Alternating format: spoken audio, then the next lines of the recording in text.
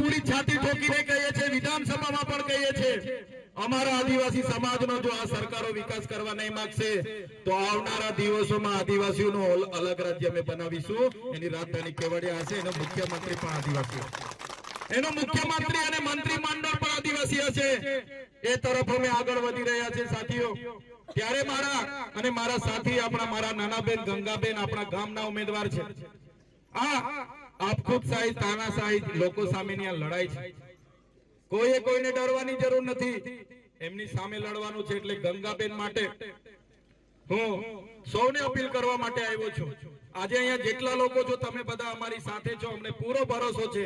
પણ આ 2 દિવસ તમારા જેટલા પણ લાગતા વળગતા હોય, સગા સંબંધીઓ હોય, બેન દીકરીઓ હોય, બધાને મળજો અને ગંગાબેન માટે વિનંતી કરજો, અપીલ કરજો કે આ વખતે બદલાવ શરૂઆત આપણે એક બેઠકથી કરી રહ્યા છીએ.